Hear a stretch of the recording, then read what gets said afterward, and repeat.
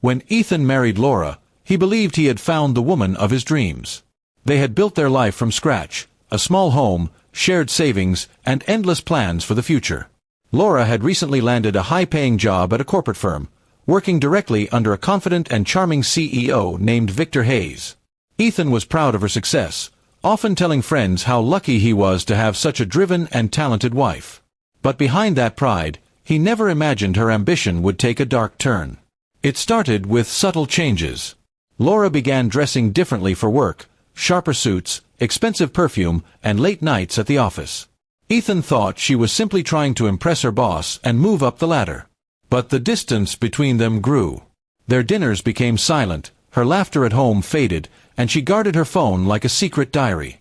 Ethan brushed it off as work stress, never wanting to seem insecure or controlling. One Friday evening, Laura claimed she had to attend an urgent business dinner. Ethan nodded, smiling, though a strange feeling gnawed at him. Hours passed, and midnight came. She still wasn't home. When he called, her phone went straight to voicemail. That was the night Ethan's trust began to crumble. The next morning, Laura acted normal, saying the dinner had gone late. Ethan noticed the faint smell of cologne on her jacket, not his, not hers. Something inside him broke, but he said nothing. He needed truth, not suspicion. Over the next few weeks, he began paying quiet attention, noting her patterns, her stories, the way her tone changed when she mentioned Victor. One afternoon, fate handed him a clue. Laura left her laptop open while rushing to a shower. A message notification popped up on the screen. Ethan's eyes froze on the preview. Last night was amazing. Can't wait to see you again, V. His heart raced, but he didn't react. Instead, he took a deep breath and made a plan. He decided not to confront her yet. Instead, Ethan spent the next few days gathering proof. He installed a discreet tracking app on her car and checked her work schedule online. Within a week, everything became clear. Laura wasn't working late. She was meeting Victor at a private suite downtown, every Thursday night. Ethan's heartbreak turned into calm determination. He decided her betrayal deserved a response, not an argument. So he played the long game. He pretended everything was normal, even suggesting they host a dinner party to celebrate her success at work. Laura, thrilled by the attention, agreed instantly. A week later, the guests arrived, a mix of their close friends, a few colleagues, and even Victor himself, whom Ethan had personally invited. Laura looked radiant, unaware that the walls were closing in. As the evening went on, laughter filled the air, and Victor looked too comfortable for someone's boss.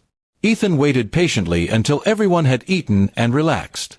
Then, Ethan raised his glass. "I want to make a toast," he said, smiling. The room fell silent. "To my wife, Laura, the most hard-working woman I know. And to her boss, Victor, thank you for giving her so many late-night opportunities." His tone sharpened just enough to draw puzzled looks. Laura froze, her smile fading. Ethan continued, "You see, I've learned that loyalty isn't just about what you say, it's about what you do when no one's watching." He turned on the TV behind him, where a hidden camera feed from the hotel room played silently. Laura and Victor entering together, undeniable. Gasps filled the room. Victor's face went pale. Laura stammered, trying to explain, but Ethan cut her off. "No need, Laura. I already sent copies of the footage to HR and your company's board. You might want to check your email before you start packing." Victor stood up and left without a word, his career likely shattered. Laura's tears came too late. Ethan looked at her one last time and said softly, "You destroyed our marriage for a few nights of excitement. I hope it was worth everything you lost." Then he walked out, leaving her surrounded by shocked guests and the ruins of her reputation. Weeks later, Ethan filed for divorce. Word spread fast. Victor was fired, and Laura's career collapsed under scandal. Ethan, meanwhile, moved to a new city, found peace, and started over. He didn't celebrate her downfall. He simply found freedom in truth. Sometimes, revenge isn't about anger or hate. It's about letting a liar choke on the weight of their own choices. And that's exactly what Ethan did. He let the truth destroy her far better than he ever could. In the end, Laura learned the hardest lesson of all. Betrayal may give temporary thrills, but truth always collects its due. And Ethan? He walked away, not broken, but reborn.